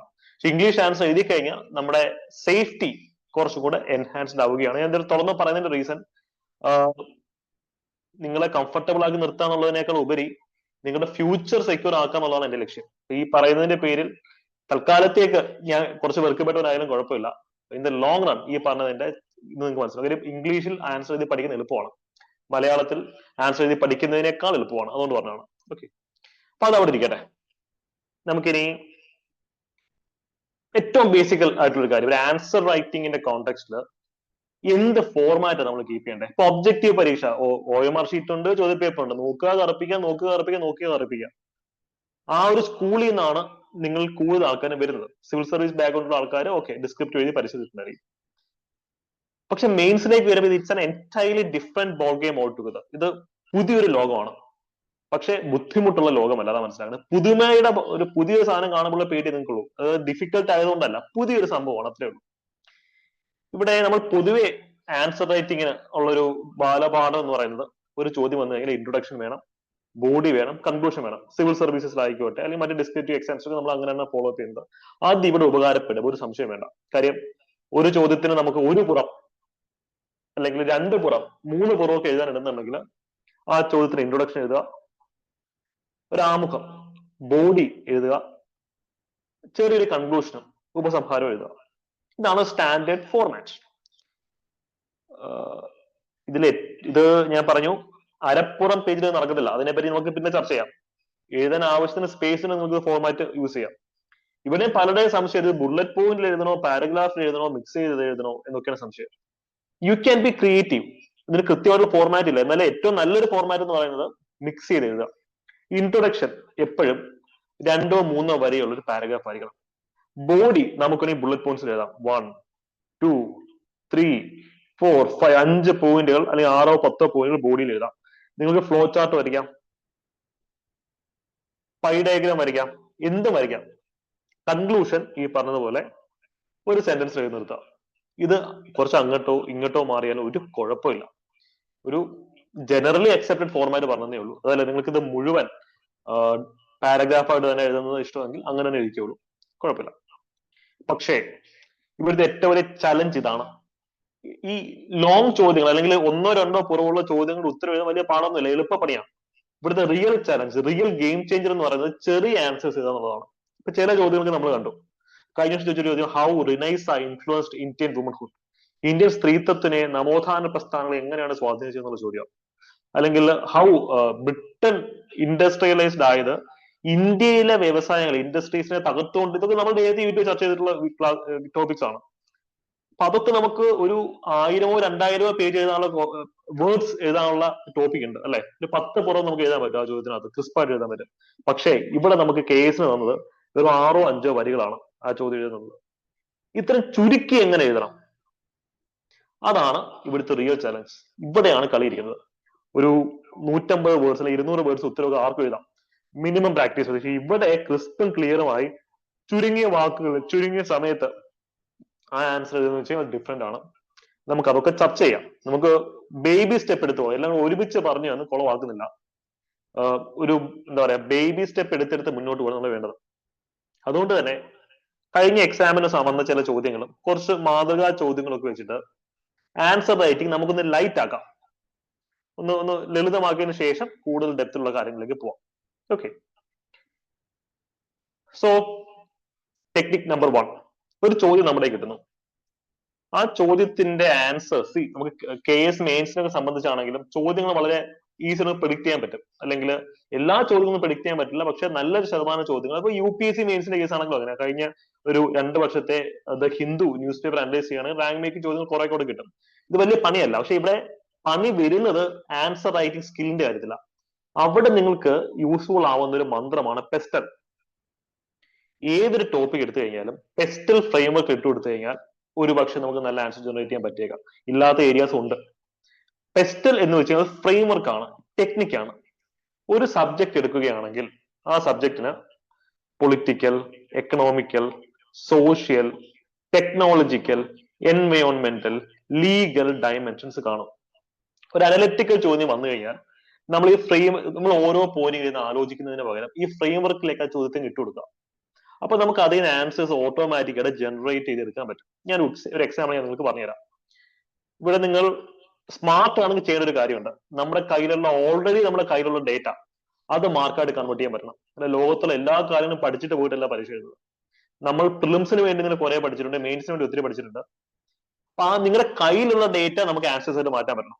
ഫോർ എക്സാമ്പിൾ, ഒരു ചോദ്യം വരാന്നിരിക്കട്ടെ, list down the reasons of 1857 revolt. 1857 റിവോൾട്ടിന്റെ റീസൺസ് ലിസ്റ്റ് ഡൗൺ ചെയ്യാൻ പറയുന്നു. അപ്പൊ നമ്മൾ ഇന്നിങ്ങനെ ആലോചിക്കുന്നത് നിങ്ങൾ പെസ്റ്റൽ ഫ്രെയിംവർക്ക് പൊളിറ്റിക്കൽ റീസൺ എന്താ? പൊളിറ്റിക്കൽ റീസൺ എന്ന് പറയുമ്പോൾ നമ്മൾ എപ്പോഴും ലീഡർഷിപ്പിലേക്ക് വേണം നോക്കാൻ. ആ സമയത്ത് രാജാവ് അല്ലെങ്കിൽ ഗവർണർ ജനറൽ, വൈസ്രോയി എന്തായിരുന്നു ചെയ്തിരുന്നത്? നമുക്ക് പൊളിറ്റിക്കൽ റീസൺസ് പറയാം. എന്താ? ഡൽഹൌസിയുടെ ഡോക്ട്രിൻ ഓഫ് ലാപ്സ്, ലീഡർഷിപ്പ് കൊണ്ടുവന്ന പൊളിറ്റിക്കൽ ആയിട്ടുള്ള കാര്യങ്ങൾ. ഇപ്പൊ ഇതേ ഫ്രെയിംവർക്ക് നമുക്ക് ഇവിടെ യൂസ് ചെയ്യാം. Analyse the reasons behind the establishment of Indian National Congress. Indian National Congress രൂപീകരിക്കുന്നതിന്റെ കാരണങ്ങൾ വിശദീകരിക്കാം. അവിടെ നമുക്ക് പെസ്റ്റൽ യൂസ് ചെയ്യാം, പൊളിറ്റിക്കൽ ഫ്രെയിംവർക്ക് യൂസ് ചെയ്യാം. പൊളിറ്റിക്സ് ആണ് എന്താ പറയുന്നത്? വൈസ്രോയിമാർ, ലിപ്റ്റൺ, അല്ലെങ്കിൽ ഈ പറഞ്ഞതുപോലെ ഡൽഹൌസി, ഡഫ്രിൻ. എക്സാക്ട് ഡഫ്രിന്റെ ഇൻഫ്ലുവൻസ് ഒക്കെ നമുക്ക് ലീഡർഷിപ്പിലേക്ക് നോക്കിയാൽ മതി. ആരാണോ ലീഡർഷിപ്പ് അതിലേക്ക് നോക്കിയാൽ മതി. ഒരു പോയിന്റ് ഈസിയാ, വെറുതെ കിട്ടും. അതാണ് ഫ്രെയിംവർക്കിന്റെ ബ്യൂട്ടി എന്ന് പറയുന്നത്. അപ്പം ഈ എന്താ എക്കണോമിക്കൽ നമുക്ക് എന്താ പറയാൻ പറ്റുക? യെസ്, ബ്രിട്ടീഷുകാർ ഇന്ത്യൻ എക്കണോമിയെ തകർത്തു. നമുക്ക് അരി വാങ്ങിക്കാൻ പൈസ ഇല്ല, വീടില്ല, കൂടില്ല, ഒന്നുമില്ല. അപ്പൊ നമ്മുടെ എക്കണോമിക് സിസ്റ്റത്തിനെ ബ്രിട്ടീഷുകാർ തകർത്തു. അപ്പൊ ഇതിന്റെ ഒരു റിയാക്ഷൻ എന്നോണം കൂടി നമുക്ക് എന്ത് ചെയ്യാൻ പറ്റുക? Drain of wealth. Exactly, very good. Drain of wealth നമുക്കോട് കോട്ട് ചെയ്യാം. ദാദാഭായ് നമ്മുടെ drain of wealth theory, RC ദത്തിന്റെ സിദ്ധാന്തങ്ങൾ നമുക്കോട് കോട്ട് ചെയ്യാം അല്ലെ. എക്കണോമിക് ക്രിട്ടിക്ക് അത് നമുക്കോട് കോട്ട് ചെയ്യാം. Very good answer. അപ്പൊ നിങ്ങൾക്ക് അതിന്റെ ബ്യൂട്ടി മനസ്സിലായല്ലോ, വളരെ ഈസി. ഇപ്പൊ നിങ്ങൾ നിങ്ങളുടെ പോയിന്റ് ഇങ്ങനെ ഷൂട്ട് ചെയ്ത് തരുന്നുണ്ട്. ഇനി സോഷ്യൽ എന്ന് പറഞ്ഞ സാമൂഹികപരമായ കാരണങ്ങൾ എന്തായിരിക്കും? Social reason. സമൂഹത്തിൽ ഇന്ത്യക്കാരന് അന്തസ്സില്ലായിരുന്നു അല്ലെ. നമ്മളെ കൊണ്ട് അവർ എല്ലാ വർക്കും ചെയ്യിപ്പിച്ചു. കാലാപാനിയില് മോഹൻലാൽ കൊണ്ട് ഷൂ നക്കിക്കുന്ന പോലെ. പിന്നെ that was a social strata existing at that time അല്ലെ. സോഷ്യൽ സിസ്റ്റം, പോവർട്ടി, അല്ലെങ്കിൽ മതനിന്ദ, നമ്മുടെ ഹിന്ദുക്കളുടെയും മുസ്ലിങ്ങളുടെയും മതവികാരങ്ങൾക്ക് എതിരായിട്ടുള്ള ബ്രിട്ടീഷുകാരുടെ കടന്നുകയറ്റം അല്ലെ. നമുക്ക് ഈസി ആയിട്ട് പറയാവുന്ന പോയിന്റ് ആണ്. നമുക്ക് മറ്റേ കാട്രിഡ്ജുകൾ, പിഗിന്റെയും അല്ലെങ്കിൽ കൗവിന്റെ ഒക്കെ ഫാറ്റ് ഉപയോഗിച്ച് ക്രിയേറ്റ് ചെയ്ത റോയൽ എൻഫീൽഡ് കാറ്ററിജുകൾ, സോഷ്യൽ റീസൺ. സൊസൈറ്റി എന്ന് പറയുന്നത് മതം ഒരു ഘടകമാണ്. സോഷ്യൽ ഗ്രൂപ്പുകൾ, സ്ത്രീകൾ, പുരുഷന്മാർ, കുട്ടികൾ, വണ്ണബിൾ സെക്ഷൻ, അപ്പൊ ഇതിന്റെ സബ് ക്ലാസിഫിക്കേഷൻ ഉണ്ട്. അപ്പൊ സാമൂഹിക കാരണങ്ങളൊക്കെ നോക്കിയാൽ ഇന്ത്യക്കാർക്ക് വില തന്നില്ല, അതാണ് ബേസിക് സാമൂഹിക കാരണം അല്ലെ. Low prestige assign to Indians. അപ്പൊ അതിന്റെ ഭാഗമായിട്ടുള്ള ഫ്രസ്ട്രേഷൻ, അതാണ് 1850s മറ്റൊരു റീസൺ. ടെക്നോളജിക്കൽ റീസൺ എന്താ? ടെക്നോളജിക്ക് 1850s റിവോൾട്ടിന്റെ ടെക്നോളജിക്കൽ റീസൺ എന്താ? ആ റിവോൾട്ടിന്റെ ഭാഗമായിട്ട് വന്ന ഒരു ടെക്നോളജിക്കൽ ഡെവലപ്മെന്റ് എന്തായിരുന്നു? യെസ്, തോക്ക്. പുതിയ തോക്ക് ഇൻട്രൊഡ്യൂസ് ചെയ്തു, പുതിയ technology, Royal Enfield rifles introduce ചെയ്തു. Exactly, very good. നിങ്ങൾ നിങ്ങളുടെ ആൻസർ പറയാണ്, അതാണ് നമുക്ക് വേണ്ടത്. ക്ലിയർ ആണല്ലോ? Royal Enfield rifles. എൻവയോൺമെന്റൽ റീസൺ ചിലതിന് വരാം, ചിലതിന് വരാതിരിക്കും. ഇവിടെ ജോഗ്രഫിക്കൽ ഡയമെൻഷൻസിലേക്ക് നമുക്ക് പോകാതിരിക്കാം. ലീഗൽ റീസൺ എന്താണ്? ലീഗൽ റീസൺ എന്തായിരുന്നു? നിയമപരമായി ഏതെങ്കിലും പർട്ടിക്കുലർ നിയമം അതിനെ വായിച്ചു. Yes, exact. ഫോറസ്റ്റ് ആക്ട് ഉണ്ട് അല്ലെ. പിന്നെ ഈ പറഞ്ഞ പോലെ ഫോറസ്റ്റ് ആക്ട് അല്ല, ഇത് നമ്മുടെ ഡോക്ട്രിൻ ഓഫ് ലാബ്സ് ഒരു നിയമമായിരുന്നു. പോസ്റ്റ് ഓഫീസ് ആക്ട്, അതൊക്കെ വരുന്നുണ്ട് അതിനകത്ത്. എക്സാക്ട്ലി. ബ്രിട്ടീഷുകാർ കൊണ്ടുവന്ന അല്ലെങ്കിൽ ഈ ചാർട്ടേഡ് ആക്ടുകൾ അല്ലെ, റെഗുലേറ്റിംഗ് ആക്ടുകൾ, ഇതൊക്കെ ഇന്ത്യക്കാരെ ഫ്രസ്ട്രേറ്റഡ് ആക്കി നമ്മളെ ഭയങ്കരമായിട്ട് മോശമായിട്ട് ചിത്രീകരിക്കുന്ന ആക്ടുകൾ അല്ലെ. സതി നിരോധിച്ചു, ഒരു ആക്ട് ആയിരുന്നു. അത് ബ്രിട്ടീഷുകാരുടെ ഭാഗത്താണ് ന്യായം, എന്നാൽ അത് ഇതിന് കാരണമാണ്. സതി നിരോധിച്ചപ്പോൾ ഓർത്തഡോക്സ് ഹിന്ദു സെക്ഷൻ ബ്രിട്ടീഷുകാർക്കെതിരായിട്ട് തിരിഞ്ഞു അല്ലെ. അപ്പൊ അതാണ് അതിന്റെ മറ്റൊരു ഡയമെൻഷൻ വരുന്നത്. അപ്പൊ ലീഗൽ ഡയമെൻഷൻസ് ഇതിൽ പലതുണ്ട്. ഇതൊക്കെ പുതിയ പോയിന്റുകളാണോ? നിങ്ങൾ ആലോചിച്ച്, ഇതൊക്കെ പുതിയ പോയിന്റ്. അത് നിങ്ങൾക്ക് ഇതൊക്കെ 10th +2 ലെവൽ പരീക്ഷകൾക്ക് പഠിക്കുമ്പോൾ പോലും നിങ്ങൾ ഉൾക്കൊള്ളുന്ന പോയിന്റുകൾ മാത്രമാണത്. അതാണ് നമ്മുടെ കയ്യിലുള്ള ഡേറ്റ നമുക്ക് വളരെ ബ്യൂട്ടിഫുൾ ആയ ആൻസേഴ്സ് ആയിട്ട് കൺവേർട്ട് ചെയ്യാൻ പറ്റും using pestle framework. Yes, brain storming ആണ്. എക്സാക്ട്ലി. പല ആൾക്കാരും ബ്രെയിൻ സ്റ്റോമിംഗ്. നമുക്ക് ആൻസർ റൈറ്റിംഗിന്റെ കേസിൽ what we need is brain storming. ഇത് ബുദ്ധിമുട്ടുള്ള പണിയല്ല, ഞാൻ ആവർത്തിച്ച് പറഞ്ഞു. ആൻസർ റൈറ്റിംഗ് ആണ് നമുക്ക് മാർക്ക് സ്കോർ ഏറ്റവും നല്ല പണി. കാര്യം ഒരു പോയിന്റ് ഇതിനെ മാർക്ക് കിട്ടിയേ പറ്റത്തുള്ളൂ. ഒബ്ജക്റ്റീവ് പരീക്ഷ അങ്ങനല്ല, ഒരു ചോദ്യം തെറ്റിയതാ. പക്ഷെ ഡിസ്ക്രിപ്റ്റീവ് എക്സാംസിന്റെ കേസിൽ they should assign S mark. മനസ്സിലായല്ലോ? അല്ലെങ്കിൽ അത് ജസ്റ്റിസ് അല്ല. അപ്പൊ ഇതുപോലെ നിങ്ങൾ ആലോചിച്ച് നോക്കിയേ, പെസ്റ്റൽ ഫ്രെയിംവർക്കിലേക്ക് വരുമ്പോൾ ഞാൻ മറ്റൊരു ചോദ്യം തരാം, വരാൻ സാധ്യതയുള്ള ചോദ്യം ഞാൻ തരാം. നിങ്ങൾ അതിന്റെ ആൻസർ യൂട്യൂബിൽ വീഡിയോ ആണെന്നുള്ളത് കമന്റ് സെക്ഷനും കൂടെ പറയാം കേട്ടോ. How technology can help in women empowerment. ടെക്നോളജിക്ക് എങ്ങനെയാണ് സ്ത്രീ ശാക്തീകരണത്തിനെ സ്വാധീനിക്കാൻ സാധിക്കുക? പെസ്റ്റൽ ഫ്രെയിംവർക്കിൽ ഇട്ട് അതിന്റെ ആൻസർ എന്ന് പറഞ്ഞേ. ടെക്നോളജി കൂടുമ്പോൾ അവർക്ക് എക്സ്പോസ് അല്ല, ഇപ്പൊ യൂട്യൂബ് അല്ലെങ്കിൽ പല പല ടെക്നോളജിക്കൽ മീഡിയംസ് ഉണ്ട്, അതുവഴി അവർക്ക് ന്യൂസസിലേക്കുള്ള ആക്സസ് കിട്ടും. ഗവൺമെന്റ് സ്കീംസ് എക്സാക്ട്ലി അവർക്ക് ആക്സസ് ചെയ്യാൻ പറ്റും. അവരുടെ അവകാശങ്ങളെ പറ്റിയുള്ള അറിവ് അവർക്ക് മൊബൈൽ ഫോൺ വന്നതോടുകൂടി എത്രത്തോളം വുമൺ എംപവർമെന്റ് സാധ്യമായി. വീട്ടിലിരുന്ന് പഠിക്കാൻ പറ്റും അല്ലെ. നമുക്ക് എഡ്യൂക്കേഷൻ പ്രൊമോട്ട് ചെയ്യാൻ പറ്റും. പൊളിറ്റിക്കൽ എംപവർമെന്റിൽ എങ്ങനെ കടക്കാൻ പറ്റും? എക്കണോമിക്കൽ എംപവർമെന്റ് എങ്ങനെയാ? എത്രയോ വുമൺ ഓണ്ടർപ്രണേഴ്സ് ടെക്നോളജിയുടെ സഹായത്തോടുകൂടി ബിസിനസ് ചെയ്യുന്നു അല്ലെ. വീട്ടിലിരുന്നു കൊണ്ട് അവരുടെ പ്രോഡക്ട്സ് അവർ സെല് ചെയ്യുന്നു അല്ലെ. സ്റ്റാർട്ടപ്പുകൾ. യെസ്, നമുക്ക് ഈസിയായിട്ട് പറയാൻ പറ്റുന്നേ ഉള്ളൂ. നമുക്ക് കുടുംബശ്രീയുടെ പല പ്രോജക്ട്സ് ഈ കാര്യത്തിൽ കോട്ട് ചെയ്യാം. സോഷ്യൽ എംപവർമെന്റ് എങ്ങനെ സാധ്യമാക്കാം? ടെക്നോളജിയുടെ ഭാഗമായി ഡിജിറ്റൽ മീഡിയ സ്ത്രീകളുടെ പ്രശ്നങ്ങൾ റിപ്പോർട്ട് ചെയ്യുന്നു, അല്ലെങ്കിൽ അവർക്ക് അവരുടെ അവകാശങ്ങളെ പറ്റി കൂടുതൽ ബോധ്യവാന്മാരാകുന്നു. ഇപ്പം നിങ്ങൾക്ക് ഡൗറിയുടെ കംപ്ലൈന്റ് കൊടുക്കണമെങ്കിൽ, അല്ലെങ്കിൽ ഡൗറി അല്ലെങ്കിൽ മറ്റെന്തെങ്കിലും രീതിയിലുള്ള ഒരു വിമൻസ് റൈറ്റ് ഇഷ്യൂവിന് കംപ്ലൈന്റ് കൊടുക്കണമെങ്കിലും നിങ്ങൾക്ക് ഒരിക്കലും പോലീസ് സ്റ്റേഷനിൽ നേരിട്ട് പോകില്ല, ഇമെയിൽ അയച്ചാൽ മതി. അപ്പൊ സോഷ്യൽ എംപവർമെന്റ് ഘടകം അതാണ്. എക്സാക്ട്ലി. ടെക്നോളജി നമ്മൾ ഡിസ്കസ് ചെയ്തുകൊണ്ടിരിക്കുന്നത്. അപ്പോ വുമൺ എംപവർമെന്റ് ഡയമെൻഷൻ നമുക്ക് ഇതിനേക്കാൾ നല്ല ആൻസേഴ്സ് നിങ്ങൾക്ക് ക്രിയേറ്റ് ചെയ്യാൻ പറ്റും. ഇപ്പൊ ജസ്റ്റ് റാൻഡം ആയിട്ടുള്ള ചോദ്യം ക്രിയേറ്റ് ചെയ്തതാണ്. ഇതൊക്കെ പോസിബിൾ ആയിട്ടുള്ള കാര്യം മാത്രം. പെസ്റ്റൽ ഫ്രെയിംവർക്ക് നിങ്ങളുടെ മനസ്സിലിരിക്കണം. ഇതുപോലെ ഒരു 6-7 ഫ്രെയിംവർക്കുകൾ ഉണ്ട്. ഓരോ ടോപ്പിക്കും നമ്മൾ ഓരോ ഫ്രെയിംവർക്ക് ആയിരിക്കും യൂസ് ചെയ്യുക. ഇതൊരു ജനറൽ ഫ്രെയിംവർക്ക് മാത്രം കൺസിഡർ ചെയ്താൽ മതി. മനസ്സിലായി? ഒരു എക്കണോമിക്സ് റിലേറ്റഡ് ചോദ്യം നമുക്ക് ഈ ഫ്രെയിംവർക്ക് യൂസ് ചെയ്യാൻ ഒക്കത്തില്ല. ഇത് ജനറൽ ചോദ്യങ്ങൾക്ക് മാത്രമേ പറ്റുള്ളൂ. അതിന് മറ്റൊരു ഫ്രെയിംവർക്കാണ് വരിക. ഗ്രോത്ത്, ഡെവലപ്മെന്റ്, അല്ലെങ്കിൽ ഇനിക്വാളിറ്റി, GDP, മറ്റ് ഫ്രെയിംവർക്ക്സ് നമുക്ക് യൂസ് ചെയ്യാം. നിങ്ങൾ മനസ്സിലാക്കേണ്ട കാര്യം, കോൺഫിഡൻസ് ആയിട്ടിരിക്കുക. ഇതൊക്കെ നമുക്ക് ഈസിയായിട്ട് ചെയ്യാവുന്നേ ഉള്ളൂ. നമുക്ക് മറ്റു ചില ചോദ്യങ്ങളിലേക്ക് ഒന്ന് പോകാം. ഇന്നത്തെ ചെറിയൊരു സെഷൻ ആയിരിക്കും. നിങ്ങളൊന്ന് വാമപ്പ് ആക്കി വിടുക. അടുത്ത ആഴ്ച മുതൽ എക്സ്റ്റൻസീവ് ആൻസർ റൈറ്റിംഗ് സ്റ്റാർട്ട് ചെയ്യുക. അതൊക്കെയാണ് നമ്മുടെ പ്രോഗ്രാംസ് ഇരിക്കുന്നത്. ഫസ്റ്റ് നിങ്ങളുടെ കോൺഫിഡൻസ് നമുക്ക് ബിൽഡപ്പ് ചെയ്യേണ്ടത്. ഒരു കാര്യം തുറന്നു പറയാം, ഒരിക്കലും ഒരു ചോദ്യ പേപ്പറിലെ എല്ലാ ചോദ്യങ്ങളും നിങ്ങൾക്ക് ആൻസർ ചെയ്യാൻ ഒക്കത്തില്ല. വൃത്തിയായിട്ട് ആൻസർ ചെയ്യാൻ ഒക്കത്തില്ല. ഒരു 3 ചോദ്യങ്ങൾ അല്ലെങ്കിൽ 2 ചോദ്യങ്ങളൊക്കെ നിങ്ങൾക്ക് അറിയാത്തത് വരും. അത് സാരമില്ല, അത് ഇറ്റ്സ് കംപ്ലീറ്റ്ലി ഓക്കെ. നിങ്ങൾ എത്ര പഠിച്ചിട്ട് പോയാലും അത്രയും ചോദ്യങ്ങൾ അറിയാതെ വരും. അപ്പൊ അത് കണ്ട് പാനിക് ആവാൻ നിൽക്കില്ല. നമുക്ക് ഈ ഫ്രെയിം വർക്കുകളും ഈ ടെക്നിക്സും നമ്മുടെ അറിവ് യൂസ് ചെയ്ത് റാങ്ക് ലിസ്റ്റിലേക്ക് എത്താനുള്ള ചോദ്യങ്ങൾ കിട്ടാതെ മതി. മറ്റു ചോദ്യങ്ങൾ ആർക്കും കിട്ടാത്ത ചോദ്യങ്ങളും കാണും. അത് കണ്ട് വെറുതെ ബേജാറാവണം. ഇപ്പൊ കഴിഞ്ഞ കേസിന്റെ മെയിൻസിന്റെ ചോദ്യ പേപ്പർ എടുത്ത് നോക്കി അറിയാം. കേട്ടിട്ട് പോലും ഇല്ലാത്ത ഓരോ കീവേഡ്സ് അവർ ചില ചോദ്യങ്ങൾ 1 2 ചോദ്യങ്ങൾ കൊടുത്തിട്ടുണ്ട്. അത് നമ്മളെ ഡിസ്ട്രാക്റ്റഡ് ആക്കാനാണ്. അത് നമുക്ക് കിട്ടത്തില്ല, ലെറ്റ് ഇറ്റ് ഗോ. പക്ഷെ നമുക്ക് റാങ്ക് ലിസ്റ്റിലേക്ക് എത്താൻ വേണ്ടുന്ന ചോദ്യങ്ങളുണ്ട്. പക്ഷെ മറ്റേ ചോദ്യങ്ങളിലും നമുക്ക് കോമൺ സെൻസ് ഉപയോഗിച്ചിട്ട് ഉത്തരങ്ങളിലേക്ക് എത്താം. ഞാൻ പിന്നെ പറഞ്ഞുതരാം. പക്ഷെ അത് കണ്ട് നിങ്ങളുടെ കോൺഫിഡൻസ് നഷ്ടമാക്കുന്നത് എനിക്ക് പറയാനുള്ളൂ. യെസ്. അപ്പൊ അനലിറ്റിക്കൽ ചോദ്യങ്ങൾ നമുക്ക് എന്ത് ചെയ്യാം?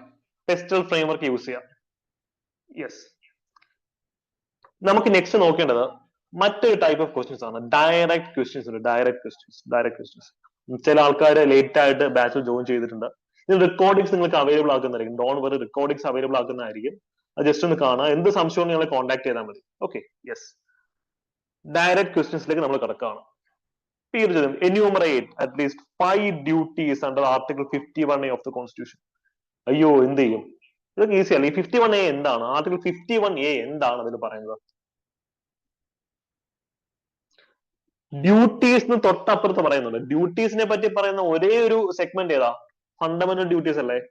ഫണ്ടമെന്റൽ ഡ്യൂട്ടീസ് ഒക്കെ നമ്മൾ 6ാം ക്ലാസ്സിൽ NCERT SCERT ടെക്സ്റ്റ് പോലും ഫസ്റ്റ് പേജ് കൊടുക്കുന്നതാ. ഇതൊക്കെ പഠിക്കാൻ എന്താ ഇത്ര പാട്?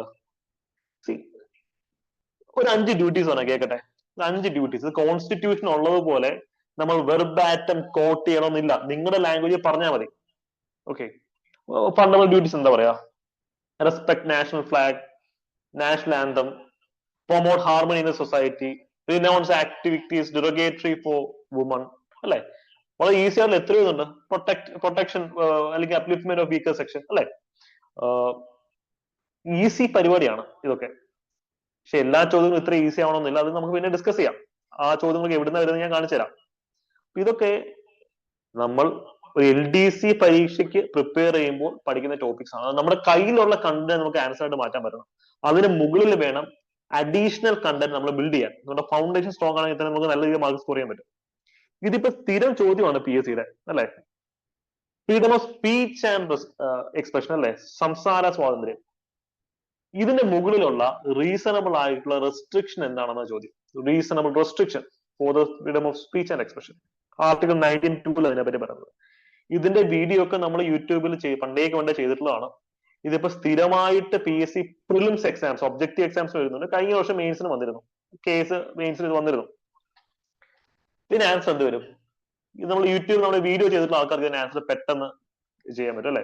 Security of the state, friendly relation with foreign countries, public order, decency and morality. അല്ലെ? നമുക്കത് വളരെ കണ്ടംപ്റ്റ് ഓഫ് കോർട്ടിന്റെ കോണ്ടെക്സ്റ്റ് ഒക്കെ നമ്മൾ വീഡിയോ ഡിസ്കസ് ചെയ്തിട്ടുണ്ട്. ഇതൊക്കെ അനലിറ്റിക്കലായിട്ട് എഴുതേണ്ടുന്ന ചോദ്യങ്ങളല്ല. കാണാതെ പഠിച്ച് നമുക്ക് അവിടെ കൊണ്ടുപോയി എഴുതാൻ പറ്റുന്ന ചോദ്യങ്ങളാണ്. ജനറൽ ചോദ്യങ്ങൾ, ഡയറക്റ്റ് ക്വസ്റ്റ്യൻസ് ആണ്. ഇവിടെ പെസ്റ്റൽ ഫ്രെയിംവർക്കിന്റെ ആവശ്യമില്ല. ടു ദ പോയിന്റ് ആണ്. ഇത് അനലിറ്റിക്കലോ ഒപ്പീനിയൻ ബേസ്ഡോ അല്ല. ടു ദ പോയിന്റ് ആണ്. നിങ്ങൾ പഠിക്കാം, വേറെ ഒരു കാര്യമൊന്നുമില്ല. ഓക്കെ. നമുക്ക് നെക്സ്റ്റ് നോക്കാനുള്ളത് അനലിറ്റിക്കലായ ഒരു ചോദ്യം. ഇതും കഴിഞ്ഞ കേസ് വന്ന 3 മാർക്കിന്റെ ചോദ്യം. ഇത് ഒരു 10 പേജ് എഴുതാൻ പറ്റും നമുക്ക് ഈ ഒരു കണ്ടന്റ് വെച്ചിട്ട്. ആർട്ടിഫിഷ്യൽ ഇന്റലിജൻസ്, ഇത് വളരെ കട്ടിംഗ് എഡ്ജ് ആയ ഒരു ടെക്നോളജി ആണെന്നൊക്കെ പറയുന്നുണ്ട്. ചോദ്യം എന്താണ്? ഇതിന്റെ ഏറ്റവും പോപ്പുലർ ആപ്ലിക്കേഷൻസ് നമ്മുടെ ദിനചര്യയിൽ, ഡേ ടു ഡേ ലൈഫിൽ ആർട്ടിഫിഷ്യൽ ഇന്റലിജൻസിന്റെ ഏറ്റവും പ്രധാനപ്പെട്ട ആപ്ലിക്കേഷൻസ് എവിടെയൊക്കെയാണ് വരുന്നത് എന്നാണ് ചോദ്യം. നമുക്ക് ഫേസ്ബുക്കിലോ ഇൻസ്റ്റാഗ്രാമിലോ ഒരു ഫ്രണ്ട് സജഷൻ വരുന്നത് മുതൽ നമ്മുടെ കാലാവസ്ഥാ പ്രവചനം വരെ ആർട്ടിഫിഷ്യൽ ഇന്റലിജൻസിന്റെ അകത്താണ് നടക്കുന്നത്. ഈ ചോദ്യത്തിനൊക്കെ ഉത്തരം എഴുതാൻ അത്ര ബുദ്ധിമുട്ടുള്ളതാണോ? Yes, exactly. LS. ഇതിന് ആൻസേഴ്സ് എന്ന് പറഞ്ഞു. ഇതിനകത്ത് ആൻസർ എന്താണ്? ഫസ്റ്റ് ഹെൽത്ത് കെയർ സ്റ്റാർട്ട് ചെയ്യാം. നിങ്ങളുടെ ഓരോരുത്തരുടെയും ശരീരത്തിൽ കുത്തിവെച്ചിട്ടുള്ള കോവിഡ് വാക്സിൻ അത് ഡെവലപ്പ് ചെയ്യുന്നത് നമുക്ക് ആർട്ടിഫിഷ്യൽ ഇന്റലിജൻസ് ഉപയോഗം വന്നിട്ടുണ്ട്. കോവാക്സിൻ ആയിക്കോട്ടെ, കോവിഷീൽഡ് ആയിക്കോട്ടെ, ഈവൻ സ്പുട്നിക് ആണെങ്കിൽ പോലും, അല്ലെ? അപ്പൊ ഹെൽത്ത് കെയറിൽ അത് യൂസ് ചെയ്യാം. Health care. അപ്പൊ ഇവിടെ നമ്മൾ യൂസ് ചെയ്യുന്നത് ഒരു health care, business, education, cyber security, ഇവിടെയൊക്കെ എങ്ങനെ നമുക്ക് യൂസ് ചെയ്യാൻ പറ്റും എന്ന് ആലോചിക്കുക. ബിസിനസ് നമുക്ക് എങ്ങനെ യൂസ് ചെയ്യാം? ബിഗ് ഡേറ്റ അനാലിസിസിന് വേണ്ടി യൂസ് ചെയ്യാം. ഇപ്പോ ടാർജറ്റഡ് അഡ്വർടൈസ്മെന്റ്സ്. ഇപ്പൊ നിങ്ങൾ ചുമ്മാ ഒരു മൊബൈൽ ഫോൺ അടുത്ത് നിന്നിട്ട് ഞാൻ നാളെ ഒരു ഷർട്ട് വാങ്ങിക്കാൻ പ്ലാൻ ചെയ്തെന്ന് പറഞ്ഞാൽ പിന്നെ നിങ്ങൾക്ക് വരുന്ന അഡ്വർടൈസ്മെന്റ്സ് മൊത്തം ഷർട്ടിന്റെ ആയിരിക്കും അല്ലെ. ഞാനിപ്പോ ഇങ്ങനെ പറഞ്ഞതുകൊണ്ട് എനിക്ക് ഇനി രാത്രി വരുന്ന അഡ്വർടൈസ്മെന്റ്സ് ഒക്കെ ഷർട്ടിന്റെ ആയിരിക്കും. 10 വരെയും ക്ലാസ് പറഞ്ഞു പോയി. ഇപ്പം മൊത്തത്തിൽ നമ്മളെല്ലാം ഇതിൽ ഒബ്സർവ് ചെയ്തുകൊണ്ടിരിക്കുകയാണ്. അപ്പൊ നമ്മൾ പറയുന്ന കാര്യങ്ങളുടെ ബേസ്ഡ് ആയിട്ടുള്ള tailor made customised advertisements run ചെയ്യാൻ പറ്റും ബിസിനസ്സിന് അല്ലെ. പേയ്മെന്റ് ഗേറ്റ് വേ എക്സാക്ട്ലി അതൊക്കെ നമുക്ക് ഇതിനകത്ത് ഇൻക്ലൂഡ് ചെയ്യാൻ പറ്റുന്ന ഒരു കാര്യമാണ്. എഡ്യൂക്കേഷനകത്ത് എങ്ങനെ ചെയ്യാൻ പറ്റും? Education chat G P T മികച്ച ഉദാഹരണമാണ് അല്ലെ. ചാറ്റ് ജി പി ടി നിങ്ങൾക്ക് സംശയം ചാറ്റ് ജി പി ടി ഇട്ട് കൊടുത്തു കഴിഞ്ഞാൽ പല ചോദ്യങ്ങളും ഉത്തരം നമുക്ക് ഇവിടെ കിട്ടും. ഇപ്പൊ സൈബർ ത്രെട്ടുകൾ കൂടിക്കൂടി വരികയാണ്. ഓരോ ദിവസം സൈബർ അറ്റാക്ക് വരികയാണ്. ആർട്ടിഫിഷ്യൽ ഇന്റലിജൻസ് യൂസ് ചെയ്ത് നമുക്ക് ഈ സൈബർ സെക്യൂരിറ്റി കൂട്ടാൻ പറ്റും. എക്സാക്ട്ലി ഫയർ വാളുകൾ ക്രിയേറ്റ് ചെയ്യാം അല്ലെ. ഡിഫൻസ് പർപ്പസിന് വേണ്ടി യൂസ് ചെയ്യാം. ആസ്ട്രോളജി അല്ലെ ആസ്ട്രോണോമി അല്ലെ ആസ്ട്രോണോമിക്ക് വേണ്ടി യൂസ് ചെയ്യാം. സോ ഇതൊരു അനലിറ്റിക്കൽ ചോദ്യമാണ്. ഓരോ എക്സാമ്പിൾസ് കോട്ട് ചെയ്ത് ഇപ്പം ഇതൊക്കെ നമ്മൾ നിങ്ങൾക്ക് ക്ലാസ്സിൽ കിട്ടും. ഫോർ എക്സാമ്പിൾ ഹെൽത്ത് കെയറിൽ വാട്സൺ എന്ന് പറയുന്ന ഒരു AI ഉണ്ട്. Chat G P T quote ചെയ്യാം, മെറ്റ കോട്ട് ചെയ്യാം. എക്സാക്ട്ലി ഇപ്പൊ ശ്രീഹരി പറയുന്നത് മറ്റേ AI ക്യാമറാസ് നല്ല നല്ല ചോദ്യമാണ്. എത്ര പേർക്ക് AI ക്യാമറ പെറ്റിയിട്ടുണ്ട്? പെറ്റി അപ്പൊ ഡേ ടു ഡേ ആപ്ലിക്കേഷൻ ആണ് AI cameras. Very good. Okay. ജ്യോതിഷത്തിന് ചില ആർട്ടിഫിഷ്യൽ ഇന്റലിജൻസ് ആപ്പുകളുടെ പേരിവിടെ പറയുന്നുണ്ട്. കൊള്ളാം. എങ്ങോട്ടൊക്കെ ആർട്ടിഫിഷ്യൽ ഇന്റലിജൻസിന്റെ പോക്കല്ലേ. കൊള്ളാം. പക്ഷെ ഇത് നമ്മള് ഇതിനോട് യൂസ് ചെയ്യാം. ഡേ ടു ഡേ ലൈഫിൽ മീനിങ് ഫുൾ ആയിട്ടുള്ള കാര്യത്തിന് യൂസ് ചെയ്യാൻ നമ്മൾ ചെയ്യണം അല്ലെ. എക്സാക്ട്ലി. അപ്പൊ അതാണ് അതിന്റെ ആപ്ലിക്കേഷൻ ലെവലിൽ വരുന്നത്. യെസ്, നിങ്ങളുടെ ആൻസേഴ്സ് കൊള്ളാം. വളരെ വെറൈറ്റി ആയിട്ട് ചിന്തിക്കുന്നു. ക്യാമറയുടെ പോയിന്റ് എനിക്ക് ഇഷ്ടപ്പെട്ടു. അനാലിറ്റിക്കലായിട്ടുള്ള ചോദ്യം നമുക്ക് അങ്ങനെ അപ്രോച്ച് ചെയ്യാവുന്നതാണ്. ഇത് ജസ്റ്റ് ഒരു തുടക്കമാണ്. ഞാൻ പറയുന്നത് ചെറിയൊരു സെഷനാണ്. നമുക്ക് പതുക്കെ ബിൽഡ് ചെയ്യാം. എല്ലാം കൂടെ ഒരുമിച്ച് പറഞ്ഞ് ഒരുമിച്ച് പഠിപ്പിച്ച് കൺഫ്യൂസ്ഡ് ആക്കുന്നില്ല. കാരണം ഇത് പുതിയൊരു ലോകമാണ് ആൻസർ റൈറ്റിംഗ് എന്ന് പറയുന്നത്. നമുക്ക് ഗ്രാജുവൽ ആയിട്ട് അതിന്റെ കാര്യങ്ങളൊക്കെ പഠിക്കാം. അതിന് മുമ്പായിട്ട് എനിക്ക് നിങ്ങളുടെ അടുത്തുള്ള റിക്വസ്റ്റ് എന്താണെന്ന് വെച്ച് കഴിഞ്ഞാൽ ഇപ്പൊ നമ്മൾ പ്രിലിംസിന്റെ സമയത്ത് അല്ലെങ്കിൽ ഡിഗ്രിയിലുള്ള എക്സാംസിന് സിവിൽ സർവീസ് പ്രിലിംസ് എന്നുള്ള ചോദ്യങ്ങൾ കണ്ടമാനം വരുന്നു എന്ന് പറഞ്ഞതിന്റെ പേര് ഞാൻ കുറെ വിമർശനങ്ങൾ ഏറ്റുവാങ്ങിയിട്ടുണ്ട്. പക്ഷെ ഇപ്പം എല്ലാവർക്കും കാര്യം മനസ്സിലായി. അതേ രീതിയിലോ അല്ലെങ്കിൽ ഇൻഫ്ലുവൻസിലോ ചോദ്യങ്ങൾ PSC വരുന്നുണ്ട്. സ്വാഭാവികമായിട്ടുള്ള ഒരു പരിണാമം മാത്രമാണ്. കാര്യം other states already went to that path അല്ലെ. മറ്റ് സംസ്ഥാനങ്ങൾക്കെല്ലാം ഓൾറെഡി ആ പാതയിലാണ്. നമ്മൾ കുറച്ച് ലേറ്റ് ആയിട്ട് സ്റ്റാർട്ട് ചെയ്തതേ ഉള്ളൂ. ആ പാതയിലായിരിക്കും ഒരു 10-15 കൊല്ലത്തെ ഇനിയുള്ള പോക്ക്. ഡിസ്ക്രിപ്റ്റീവിന്റെ കാര്യത്തിൽ എനിക്ക് തന്നെയാണ് പറയാനുള്ളത്. ഇനിയിപ്പം ആരൊക്കെ എന്തൊക്കെ പറഞ്ഞാലും നിങ്ങൾക്ക് രക്ഷപ്പെടണമെങ്കിൽ UPSCയുടെ പഴയകാല മെയിൻസ് ചോദ്യങ്ങൾ, അത് 1980s മുതലുള്ള മെയിൻസ് ചോദ്യങ്ങൾ നമ്മൾ ബാച്ചിൽ ഡിസ്കസ് ചെയ്യും. നമ്മുടെ ക്ലാസ്സിൽ ഇതൊക്കെ നമ്മൾ ഡിസ്കസ് ചെയ്യും. ഇത് വർക്ക്ഔട്ട് ചെയ്യണം. ഇത് അന്തകാലത്ത് 2 മാർക്കിനും 5 മാർക്കിനും ഒക്കെ ചോദ്യങ്ങൾ UPSC മെയിൻസ് ചോദിച്ചിരുന്നു. ഡിസ്ക്രിപ്റ്റീവ് ചോദ്യങ്ങൾ. ഇന്നത്തെ KSനും അതേ മാർക്കിംഗ് സിസ്റ്റത്തിലാണ് ചോദിക്കുന്നത്. 7 മാർക്കിന് ചോദ്യങ്ങൾ വന്നിട്ടുണ്ടാവാം. ഈ ചോദ്യങ്ങൾ നോക്കൂ. KSന് കഴിഞ്ഞ പ്രാവശ്യം ചോദിച്ച ഈ ചോദ്യങ്ങൾ സിവിൽ സർവീസസിലെ 1995 ചോദിച്ചതാ. ചോദ്യം എന്താണ്? പ്രസിഡൻഷ്യൽ ഫോം ഓഫ് ഗവൺമെന്റ് ഇന്ത്യക്ക് സ്യൂട്ടബിൾ ആണോ? ക്രിട്ടിക്കൽ ആയിട്ട് കമന്റ് ചെയ്യാനാണ് പറഞ്ഞിട്ടുള്ളത്. ഇന്ത്യയിലെ പാർലമെന്ററി ഫോം ആണല്ലോ. പല ആൾക്കാരും അത് മാറ്റി നമുക്ക് അമേരിക്കയിലുള്ള പോലെ പ്രസിഡൻഷ്യൽ ഫോം ഓഫ് ഗവൺമെന്റ് കൊണ്ടുവരണം. അപ്പൊ അത് തന്നെയാണ് ഇവിടെയും ചോദിച്ചിട്ടുള്ളത്. Do you think changing over the presidential form will be solution? ഞങ്ങൾ ഇതെല്ലാം വർക്ക്ഔട്ട് ചെയ്തിട്ടാണ് പരീക്ഷയ്ക്ക് പോയത്. കേരള ഫാക്ടറിൽ പഠിക്കാഞ്ഞതുകൊണ്ട് കേരള ഫാക്ടറി റിലേറ്റഡ് ചോദ്യം തന്നെ ആൻസർ ചെയ്യാൻ പറ്റില്ല. മെയിൻസിന് പൊട്ടി. എന്നാലും ഈ ചോദ്യങ്ങളെല്ലാം ഞാൻ കിട്ടി. ഒൺലി ബിക്കോസ് 1980s മുതലുള്ള UPSC മെയിൻസ് ചോദ്യങ്ങൾ മാത്രം വർക്ക്ഔട്ട് ചെയ്തിട്ട് പോലും അത്യാവശ്യം മാർക്ക് നമുക്കൊന്ന് സ്കോർ ചെയ്യാൻ പറ്റിയിരുന്നു. ഇത് എല്ലാ സംസ്ഥാനങ്ങളിലും കേസ് ചെയ്താൽ രാജസ്ഥാന്റെ ചോദ്യ പേപ്പർ നിങ്ങൾ പരിശോധിക്കണം. കർണാടക, തമിഴ്നാട്, ഇതിന്റെ ഒക്കെ പരിശോധിക്കണം. KAS Karnataka administrative service. അപ്പം UPSC ചോദ്യങ്ങൾ വർക്ക്ഔട്ട് ചെയ്തേ പറ്റത്തുള്ളൂ. ഒരു എക്സ്ക്യൂസും ഇല്ല. അടുത്ത ചോദ്യം നോക്കൂ. പാർലമെന്റിന്റെ പ്രിവിലേജസ്, പാർലമെന്ററി പ്രിവിലേജസിനെ പറ്റിയുള്ള ചോദ്യം. അതേ ചോദ്യം 1989 UPSC ചോദിച്ചു വിട്ടത് റിപ്പീറ്റഡ് തീമായത്. പല പ്രാവശ്യമായിട്ട് UPSC പാർലമെന്ററി പ്രിവിലേജസിന്റെ ചോദ്യം വന്നിട്ടുണ്ട്. അപ്പൊ ഇവിടെ നിങ്ങളെ ആരെങ്കിലും പറഞ്ഞ് പറ്റിക്കുകയാണെങ്കിൽ, അതായത് UPSC ചോദ്യത്തിന് വേണ്ടി പഠിക്കുക എന്ന് പറഞ്ഞ് പറ്റിക്കുകയാണെങ്കിൽ നിങ്ങൾ അവരോട് ക്ഷമിക്കുക. നിങ്ങൾ പോയിരുന്ന് പഠിക്കുക. ഇതെല്ലാം ഫ്രീ ആയിട്ട് നമുക്ക് ഓൺലൈനിൽ തന്നെ പഴയ ചോദ്യങ്ങളൊക്കെ ഡൗൺലോഡ് ചെയ്യാൻ കിട്ടും. അങ്ങനെ പഠിക്കുന്നവർ അങ്ങനെ തന്നെ പഠിക്കാം. അത് നോ കോംപ്രമൈസ് ഓൺ ദാറ്റ്. നമ്മുടെ ബാച്ചിലും ഒരു എക്സ്റ്റൻസീവ് ഡിസ്കഷൻ ഉണ്ടായിരിക്കും. തുറന്ന് പറയുന്നതിന്റെ റീസൺ, പണ്ട് PSC നമ്മൾ സ്പെഷ്യൽ സെഷൻസ് നമ്മുടെ ബാച്ച് സ്റ്റുഡൻസിന് അറിയാം. UPSC ചോദ്യങ്ങളുടെ മാത്രം ഡിസ്കഷൻ സെഷൻസ് ഉണ്ട്. PSC എന്തിനാ ഇങ്ങനെ ഡിസ്കസ് ചെയ്യുന്നതുകൊണ്ട് അന്ന് കുറെ പിള്ളേർ വഴക്കുണ്ടാക്കിയിരുന്നു. ഇന്ന് അതിന്റെ റിലവൻസ് എല്ലാവർക്കും മനസ്സിലായി, കൺവിൻസ്ഡ് ആയി. പക്ഷെ നമുക്ക് ഇവിടെ നിങ്ങളെ കൺവിൻസ് ചെയ്യാനുള്ള സമയമില്ല. കാര്യം KS വല്ലപ്പോഴും വരുന്ന ഒരു ഗോൾഡൻ ഓപ്പർച്യൂണിറ്റി ആണ്. ഈ ഒരു മെന്റാലിറ്റിയിൽ പഠിക്കാൻ റെഡിയാണെങ്കിൽ മാത്രം നമ്മുടെ ബാച്ച് നിങ്ങൾക്ക് യൂസ്ഫുൾ ആവുള്ളൂ. അതാണ് അഡ്വാൻസ് ആയിട്ട് പറയുന്നത്. ഓരോരുത്തരുടെ കൺവിൻസ് ചെയ്യാനുള്ള സാഹചര്യം KSന്റെ കാര്യത്തിലില്ല.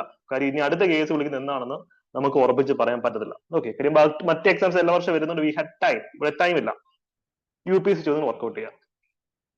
ഇത്രയാണ് എനിക്ക് ഇന്നത്തെ ഒരു ക്ലാസ്സിൽ ബേസിക് ആയിട്ട് നിങ്ങളടുത്ത് പറയാനുള്ളത്. ഇനി നമ്മുടെ ബാച്ചിനകത്ത് ആൻസർ റൈറ്റിംഗ് പ്രോഗ്രാംസ് നമ്മൾ സ്റ്റാർട്ട് ചെയ്യാൻ പോവുകയാണ്. ആദ്യമേ ചില കണ്ടന്റുകൾ ബിൽഡ് ചെയ്യേണ്ടതായിട്ടുണ്ട്. കണ്ടന്റ് പ്രോപ്പറായിട്ട് ബിൽഡ് ചെയ്തിട്ടായിരിക്കും നമ്മൾ ആൻസർ റൈറ്റിംഗിലേക്ക് കടക്കുന്നത്. ചോദ്യങ്ങൾ തരും, നിങ്ങൾ ആൻസേഴ്സ് എഴുതുക. ഞങ്ങൾക്ക് അയച്ചു തരാൻ മെന്റേഴ്സ് അത് വർക്ക്ഔട്ട് ചെയ്തിട്ട് തരും. ആൻസർ കീസ് നിങ്ങൾക്ക് തരുന്നതാണ്. ഈ ഒരു പാറ്റേണിൽ നമ്മൾ മുന്നോട്ട് പോകേണ്ടതായിട്ടുണ്ട്. ഞങ്ങൾ തരുന്ന ആൻസർ കീസ് എല്ലാം മാക്സിമം കാണാതെ പഠിക്കാൻ ശ്രമിക്കുക. അത്യാവശ്യം റിസർച്ച് ചെയ്തിട്ടായിരിക്കും ഞങ്ങൾ ആൻസേഴ്സ് പ്രിപ്പയർ ചെയ്ത് തരുന്നത്. ഇവിടുത്തെ ഒരു പ്രശ്നം എന്ന് പറയുന്നത്, ഇപ്പൊ ഒരു ചോദ്യം, ആ ചോദ്യത്തിനകത്ത് നമുക്ക് ഒബ്വിയസ് ആൻസേഴ്സ് മാത്രം എഴുതിയാൽ മതി. ആരും കേൾക്കാത്ത വളരെ വെറൈറ്റി ആയിട്ടുള്ള അല്ലെങ്കിൽ വളരെ റെയർ ആയിട്ടുള്ള ഫാക്ടിൽ എഴുതേണ്ട കാര്യമില്ല. കാര്യം ഇത് ഓൺ സ്ക്രീൻ അസസ്മെന്റാ. ചോദ്യം ഇവിടെ ഉണ്ട്. ആ ചോദ്യത്തിനകത്ത് വരേണ്ടുന്ന 4-5 പ്രധാനപ്പെട്ട ആൻസർ കീസ് തൊട്ടപ്പുറത്തെ സ്ക്രീനിലുണ്ട്. അപ്പൊ ഇവാലുവേറ്റർ യഥാർത്ഥ പരീക്ഷയിൽ PSC ഇവാലുവേറ്റർ നോക്കുന്നതാ ഇവിടെ കൊടുത്തിട്ടുള്ള പോയിന്റുകളൊക്കെ ആൻസറിനോട്ട് വന്നിട്ടുണ്ടോ, അല്ലാതെ നിങ്ങൾ അപൂർവമായിട്ട് അല്ലെങ്കിൽ റിസർച്ച് ചെയ്ത് കണ്ടെത്തുന്ന പോയിന്റുകൾ വന്നിട്ടുണ്ടോ എന്നല്ല അവർ നോക്കുന്നത്. അതിന് ചില ചോദ്യങ്ങൾ പ്രസക്തിയുണ്ട്. ജനറലി സ്പീക്കിംഗ് വളരെ ഒബ്വിയസ് ആയിട്ടുള്ള എല്ലാവർക്കും വായിച്ചാൽ മനസ്സിലാവുന്ന രീതിയിലുള്ള പോയിന്റുകൾ തന്നെ എഴുതാം. വളരെ റെയർ ആയിട്ടുള്ള പോയിന്റ് എഴുതാനുള്ള സ്ഥലം ഇവിടെ ഇല്ല. UPSC സ്പേസ് ഉണ്ട്, ഇവിടെ അതിനുള്ള സ്പേസ് ഇല്ല. അതുകൊണ്ട് തന്നെ ആൻസർ കീ കൃത്യമായിട്ട് അഡ്ഫർ ചെയ്യുക. ഒരു എക്സ്ട്രാ ഓർഡിനറി പോയിന്റ് എഴുതിയത് കൊണ്ട് മാർക്ക് കിട്ടണമെന്ന് നിർബന്ധമില്ല. ചില ചോദ്യങ്ങൾ ഉണ്ട്, ഇല്ല എന്നല്ല പറയുന്നത്. ജനറലി സ്പീക്കിംഗ് മാർക്ക് കിട്ടണമെന്ന് നിർബന്ധമില്ല. കാര്യം ഇപ്പോ പേപ്പർ 1 ഒക്കെ അത് കംപ്ലീറ്റ്ലി ഹിസ്റ്ററി ആണ്. ഇപ്പൊ പേപ്പർ 2-ലും പേപ്പർ 3-ലും പല സബ്ജക്റ്റുകൾ വരുന്നുണ്ട്. ഒരുപക്ഷെ ഒരു ഹിസ്റ്ററി സാറോ എക്കണോമിക്സ് സാറോ ആയിരിക്കും നിങ്ങളെ പേപ്പർ വാല്യൂറ്റ് ഇരിക്കുന്നത്. അല്ലാതെ ഹിസ്റ്ററിയുടെ ചോദ്യങ്ങൾ ഹിസ്റ്ററി സാറ്, എക്കണോമിക്സിന് എക്കണോമിക്സ് സാറ്, ജോഗ്രഫിയുടെ മിസ്, അങ്ങനെയല്ല അവിടെ പോകുന്നത്. എല്ലാം ഒരു ഒറ്റ അല്ലെങ്കിൽ ചിലപ്പോൾ ഇംഗ്ലീഷ് അധ്യാപകരാവാം, അല്ലെങ്കിൽ ജോഗ്രഫി മാത്രം പഠിക്കുന്ന അധ്യാപകരാവാം. അവരായിരിക്കും നിങ്ങളുടെ ഹിസ്റ്ററി ചോദ്യങ്ങളോ അല്ലെങ്കിൽ എക്കണോമിക്സ് ചോദ്യങ്ങളോ ഇവാലുവേറ്റ് ചെയ്യുന്നത്. അപ്പൊ അവർക്ക് നിങ്ങൾ എഴുതുന്ന പോയിന്റ്സ് റിലവൻസ് അറിയത്തില്ല. അതുകൊണ്ട് തന്നെ ആൻസർ കീയിൽ എല്ലാവർക്കും അറിയുന്ന പോപ്പുലർ ആയിട്ടുള്ള പോയിന്റുകളിലേക്ക് മാത്രം അഡ്ഹർ ചെയ്യുക. കാട് കയറി വലിച്ചു വാരി പഠിക്കാതിരിക്കുക. ബ്രോഡ് ആയിട്ട് പഠിക്കുക. ഒരു പരിധിയിൽ കൂടുതൽ ഡെപ്തിലേക്ക് പോയാലും ആ പോയിന്റുകൾ ഇവിടെ യൂസ് ചെയ്യാൻ പറ്റത്തില്ല. മനസ്സിലായല്ലോ? ഇത് ഹിസ്റ്ററി ഒക്കെ ഓപ്ഷൻ എടുത്ത് പഠിക്കുന്ന പിള്ളേർക്ക് എനിക്ക് പറയാനുള്ളത്, പേപ്പർ 1 മൊത്തം ഹിസ്റ്ററി ആണ്. റെയർ പോയിന്റുകൾ എഴുതിയിട്ട് നമ്മൾ ഉദ്ദേശിച്ച അത്ര ബെനിഫിറ്റ് ഇല്ല. ചില ചോദ്യങ്ങൾ ഉണ്ട്, ഇല്ലെന്നല്ല പറയുന്നത്. ജനറലി സ്പീക്കിംഗ് നിങ്ങൾ ജനറലിസ്റ്റിക് പോയിന്റുകൾ തന്നെ എഴുതുക. അപ്പൊ ഇത്രയാണ് എനിക്ക് ഇന്നത്തെ ഒരു ക്ലാസ്സിൽ പറയാനുള്ളത്. ജസ്റ്റ് ഇൻട്രൊഡക്ടറി ക്ലാസ് ആണ്. നമ്മുടെ ബാച്ചിന്റെ ബാക്കിയുള്ള ഡീറ്റെയിൽസ് നിങ്ങൾ മെന്റേഴ്സോട് ഡിസ്കസ് ചെയ്ത് കഴിഞ്ഞാൽ ഫുൾ ഡീറ്റെയിൽസ് കിട്ടുന്നതായിരിക്കും. യൂട്യൂബിൽ ഈ വീഡിയോ കാണുന്ന ആൾക്കാർ നിങ്ങളുടെ ഒപ്പീനിയനും സജഷൻസും ഒക്കെ കമന്റ് സെക്ഷനിൽ പറയാം. ഞാൻ ഒരു വീഡിയോ ഒന്ന് പോസ്റ്റ് ചെയ്യാം. അതിനുശേഷം നമ്മുടെ ബാച്ചിലർ സ്റ്റുഡൻസിന് എന്ത് സംശയം ഉണ്ടെങ്കിലും ചോദിക്കാം കേട്ടോ. യെസ്.